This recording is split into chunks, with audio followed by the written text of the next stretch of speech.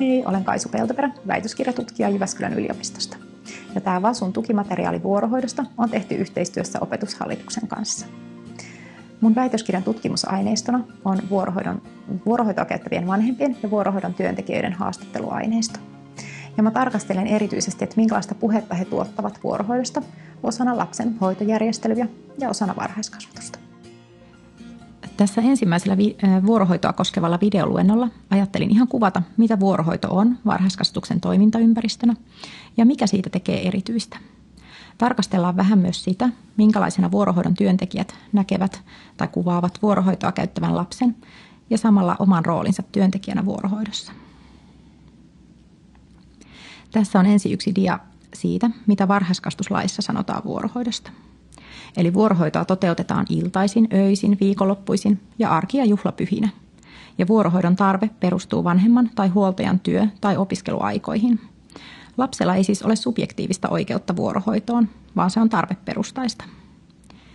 Ja siinä, missä varhaiskasvatus saa yleensä kestää yhtäjaksoisesti 10 tuntia, vuorohoidossa hoitojakson pituus määrittyy perheen tarpeen mukaan.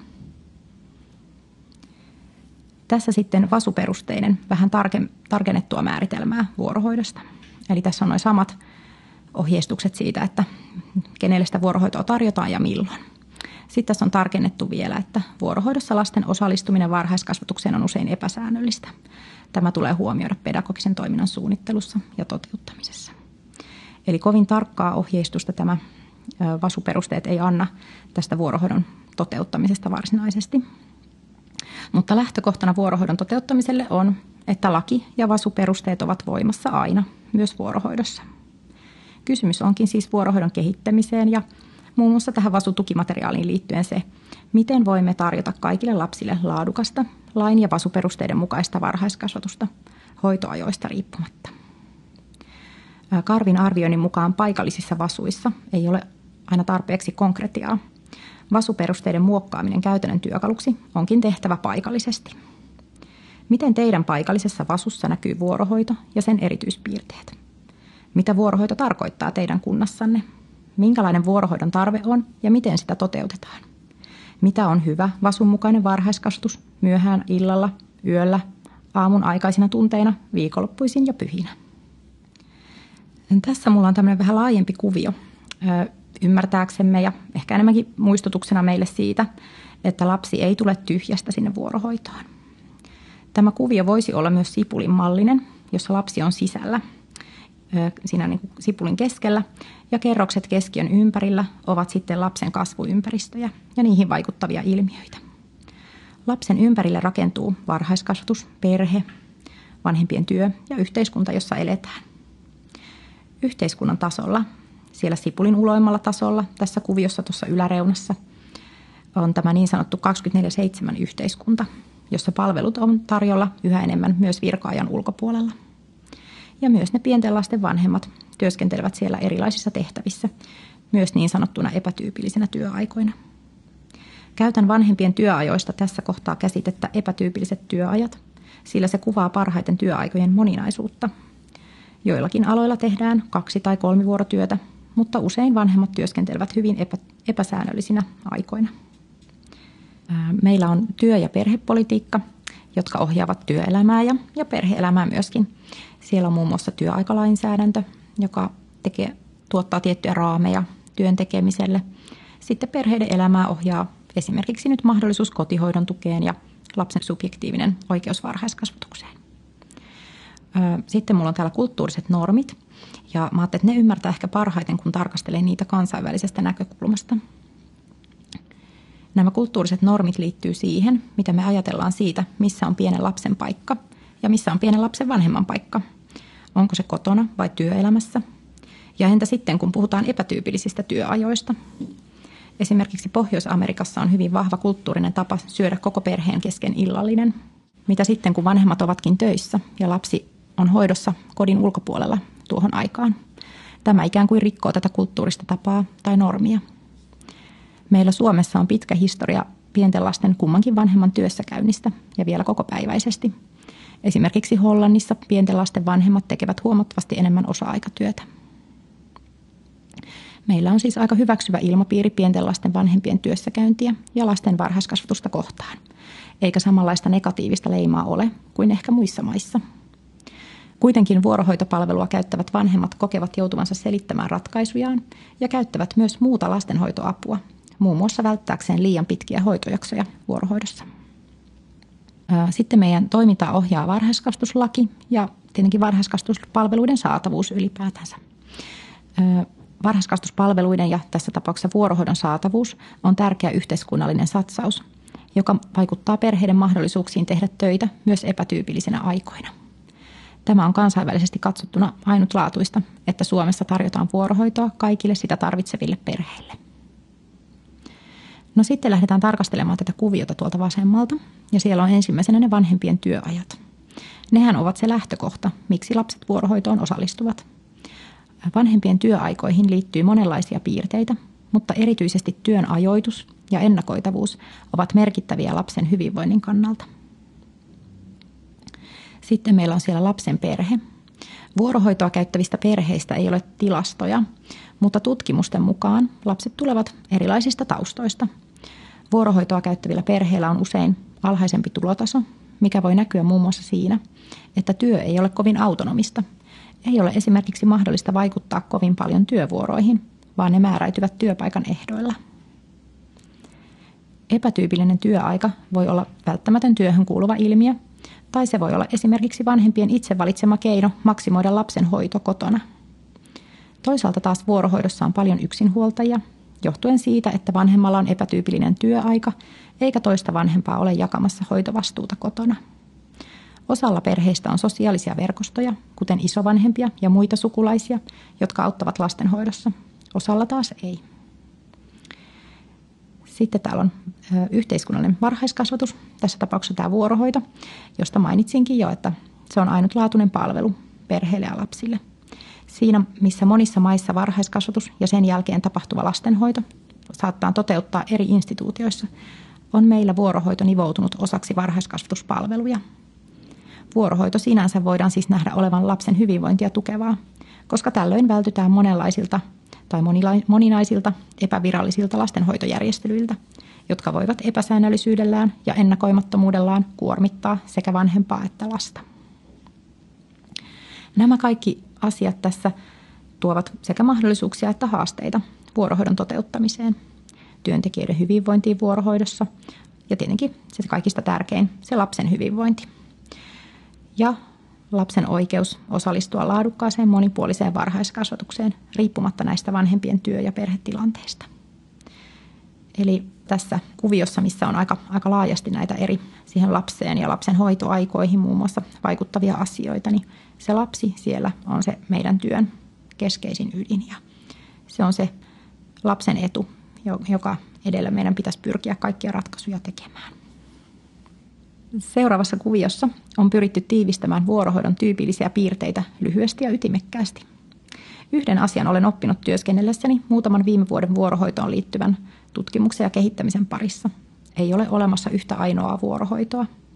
Sen takia tämä vuorohoidon materiaalikaan ei anna teille valmiita reseptejä, miten toimia, mutta toivottavasti herättelee ajatuksia ja pohdintaa siitä, mikä teidän vuorohoidossa on hyvin ja mitä vastaavasti pitäisi ehkä vielä kehittää. Olemme vuorohoidon kehittämishankkeissa kehitelleet tällaisen 3 E:n vuorohoidon piirteet. Vuorohoidon todellisuutta on erirytmisyys, koska lapset ovat hoidossa vanhempien yksilöllisten työaikojen mukaan ja vuorohoidon työntekijöiden työvuorot tehdään lasten hoitoaikojen mukaan. Kulkevat sekä lapset että työntekijät vuorohoidossa omissa yksilöllisissä aikatauluissaan, eli eri rytmeissä toistensa kanssa. Toisena kuviossa on epäsäännöllisyys, joka taas tarkoittaa sitä, että jokainen päivä vuorohoidossa on enemmän tai vähemmän erilainen. Yksittäiselle lapselle vuorohoito saattaa näyttää hyvin epäsäännölliseltä, jos hänen hoitoaikansa vaihtelevat paljon. Toisaalta taas hoidon tarve saattaa olla hyvin säännöllistä. Lapsella voi olla esimerkiksi viikko aamuvuoroa, viikko iltavuoroa ja viikko yövuoroa. Tällöin tälle lapselle hoito on säännöllistä ja ennakoitavaa. Vuorohoidon arki sinänsä saattaa kuitenkin tällekin lapselle näyttäytyä epäsäännöllisenä. Kaverit, ehkä se paras kaveri tai työntekijät vaihtelevat, eivätkä ole aina samaan aikaan paikalla. Ennakoitavuutta voidaan erityisesti isomman lapsen elämään lisätä kertomalla tulevasta ja käyttämällä esimerkiksi visuaalista kuvatukea päivärytmeihin ja viikon rytmeihin liittyen. Lapsen kanssa voidaan laskea, että vielä on 3 yötä, sitten on vapaata. Ja 2 vapaan jälkeen tullaan taas aamuvuoroon. Tai voidaan tehdä lapselle kuvin näkyväksi, ketä lapsia ja työntekijöitä on milloinkin paikalla. Myös selkeät rutiinit, päivärytmit ja yhdenmukaiset toimintatavat työntekijöiden kesken ovat tapoja lisätä ennakoitavuutta lapsen arkeen. Eräs lapsi sanoi aina satunnaisesti iltavuoroon mennessään, että tänään ei mennä päiväkotiin, vaan mennään iltahoitoon, jolloin hänellä oli mielessä erilainen päivästruktuuri kuin normaalisti. Ja näin hän sai pidettyä mielessään iltavuoroon liittyvät erityispiirteet, kuten sen, ettei vanhempi tulekaan hakemaan iltapäivällä ulkoa, vaan suurimman osan lapsista lähtiessä kotiin hän meneekin vielä hoitajan ja muutaman lapsen kanssa sisätiloihin. Jos lapsi ei olisi voinut tätä itselleen ennakoida, olisi saattanut iltapäiväulkoilun aikana tulla itku, kun vanhempi ei tullutkaan hakemaan. Seuraavaksi halusin ottaa tähän tarkastelun kohteeksi, miten vuorohoidon työntekijät puhuvat vuorohoidossa olevasta lapsesta. Minulta on joskus kysytty, että miksi tutkin puhetapoja, enkä esimerkiksi hyviä käytäntöjä. No, ajattelen vahvasti niin, että se miten me puhumme ja miten me ajattelemme vaikuttaa siihen, miten me toimitaan. Eli tarkastelemalla näitä puhetapoja me ikään kuin luomme semmoista arvopohjaa ja toimintakulttuuria niin kuin sille sitten kaikelle, minkä päälle se varsinainen toiminta rakentuu. Tähän kuvioon on kerätty vuorohoidon työntekijöiden puhetapoja, jotka heijastelevat suhtautumista vuorohoitoa käyttävään lapseen ja myös työntekijöihin itseensä. Nämä puhetavat ovat sellaisia, jotka esiintyvät eri työntekijöiden puheessa limittäin. Ketään yksittäistä työntekijää ei siis voi luokitella minkään puhetavan alle, vaan meillä ihmisillä on tapana puhua eri tavoin ja tarkastella ilmiöitä eri näkökulmista. Tämä kuvio jakautuu ala- ja yläosaan siten, että ylemmissä on näkyvissä huoli lapsen hyvinvoinnista, kun taas 2 alemmassa tätä huolta ei ilmene. Minä tai tämä tutkimus ei ota kantaa siihen, onko meillä syytä olla huolissaan tai onko huoli vuorohoitoa käyttävistä lapsista olemassa. Aiemmissa tutkimuksissa sekä työntekijöiden että vanhempien puheessa on ilmennyt huolipuhetta, joka on liittynyt muun muassa pitkiin hoitojaksoihin, perherutiinien puuttumiseen, kuten siihen yhteiseen illalliseen, josta jo aikaisemmin mainitsin, ennakoimattomuuteen, vaihtuvuuteen, jolla viitataan muun muassa työntekijöiden ja lasten vaihtuvuuteen, tai jopa hoitopaikkojen vaihtuvuuteen, silloin kun hoitojärjestelyt ovat moninaiset. Seuraavaksi tarkastelen jokaista 4 näkökulmaa kohta kohdalta läpi. Tässä ensimmäisessä puhetavassa tarkastellaan vuorohoitoa sen 24/7 yhteiskunnan näkökulmasta käsin. Kuten sanoinkin, tähän sisältyy oletus lapseen kohdistuvasta huolesta. Lapsi saatetaan kuvata uhrina, joka joutuu vuorohoitoon, ja tämä voi sisältää voivottelua lapsen puolesta ja myös työntekijöiden etääntymistä työstään. Työntekijä voi vaikka sanoa tai ajatella, että ei me voida mitään, kun nykyinen työelämä nyt on tällainen. Eli tässä puhetavassa mennään ikään kuin työelämän ehdoilla ja vuorohoidon kuvataan palvelevan erityisesti työelämän intressejä. Tässä toisessa puhetavassa on tällainen niin sanottu ammatillinen puhetapa. Tässä on myös olemassa huoli lapsen hyvinvoinnista, mutta se toimii tässä ikään kuin kimmokkeena toiminnan toteuttamiselle. Huoli epäsäännöllisyydestä ja ennakoimattomuudesta ohjaakin työntekijää ajattelemaan, että me teemme parhaamme lapsen hyväksi. Työntekijöiden puheessa näkyy tällöin paljon aktiivista puhetapaa, me teemme tai me hoidamme, jolloin huolipuhe saattaa toimia ikään kuin moottorina pedagogiikalle. Tällöin lähtökohtana on se, että mietitään, mitä voidaan lapsen hyvinvoinnin eteen tehdä. Tähän ehkä liittyy vähän semmoinen ammattieettinen näkökulma, että riippumatta olosuhteista niin pyritään aina siihen lapsen hyvään. Sitten tässä oli 2 muuta puhetapaa, joissa ei niinkään ollut sitä huolta näkyvissä. Tässä ensimmäisessä lapsi kuvataan, että lapsi on kuin kuka tahansa lapsi. Tähän liittyy vähän tällaista hoivapuhetapaa ja työntekijät on tässä tuoneet esiin, että vuorohoito on lapselle ihan tavallista arkea. Lapsi on tottunut siihen eikä osaa oikein kaivata muuta. Kuvion 4. osassa lapsi kuvataan etuoikeutettuna. Vuorohoito kuvataan parempana vaihtoehtona lapselle kuin tavanomainen varhaiskasvatus. Tämä ei kuitenkaan johdu vuorohoidon erinomaisuudesta sinänsä, vaan useimmiten siitä, että vuorohoidossa olevalle lapselle saattaa tulla vähemmän hoitoa kuin tavallisessa 8-4 arkirytmissä elävälle lapselle. Tätä hoitoajan minimointia on esimerkiksi Siippaisen Annan tuoreessa väitöskirjassa kritisoitu. Onko tosiaan tarkoituksenmukaista työntekijänä ajatella, että mahdollisimman vähän varhaiskasvatusta olisi lapsen etu? No tässä puhettavassa kuvattiin myös vuorohoidon kodinomaista luonnetta, minkä nähtiin olevan lapsen hyvinvointia tukevaa. Kodinomaisuudella viitataan usein muun muassa joustavampiin rytmeihin ja rutiineihin kuin arkipäivisin, pienempiin lapsimääriin, jolloin muun muassa läheisempi vuorovaikutussuhde lapsen ja työntekijän välillä mahdollistuu. Myös toiminta kuvataan lapsilähtöisempänä, jolloin ohjattua toimintaa on vähemmän ja on enemmän aikaa lasten omaehtoiselle toiminnalle, kuten leikille. Tällaisia näkemyksiä lapsesta löytyy siis työntekijöiltä kerätystä aineistosta. Vuorohoitoon osallistuva lapsi voidaan kuvata monin eri tavoin. Ja kuten aiemmin sanoin, tuskin kukaan työntekijä sitoutuu yhteen näkökulmaan, vaan nämä ovat ikään kuin kulttuurisia näkemyksiä, joita käytämme puheessa limittäin ja joustavasti tilanteen mukaan. Onkin hyvä aika ajoin pysähtyä tarkastelemaan omia näkemyksiään ja pohtia, mitä ne tuottavat omaan toimintaan.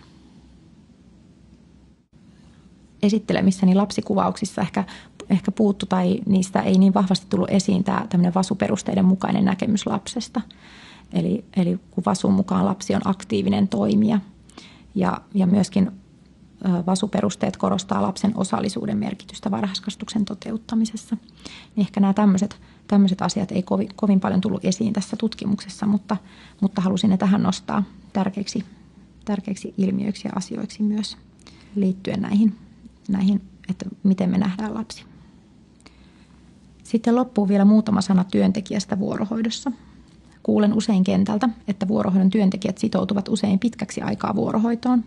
Toisaalta taas on osa työntekijöistä käy kokeilemassa vuorohoitoa todetakseen, että se ei ole heidän juttunsa.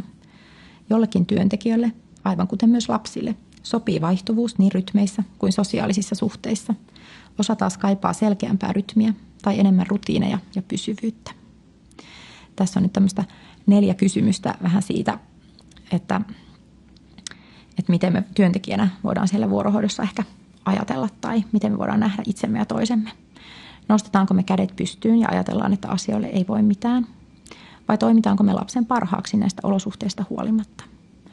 Ollaanko me lapselle turvallisia ja läheisiä aikuisia? Ja toimitaanko me sen vuorohoidon asialla pyrkien kehittämään sitä, että siellä on lapsella mahdollisimman hyvä olla?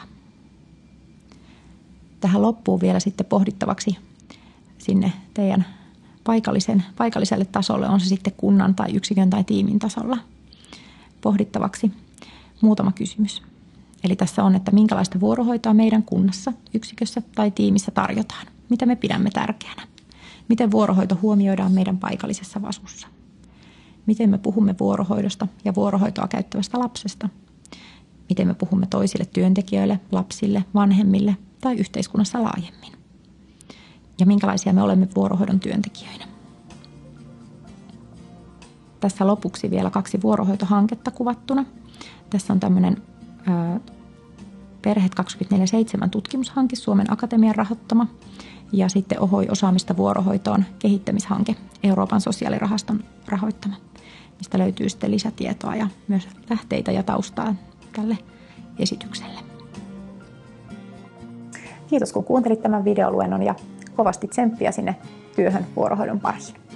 Jos asia kiinnostaa enemmänkin, niin voit jatkaa vielä toisen videoluennon pariin, jossa aiheena on pedagogiikan toteuttaminen vuorohoidossa.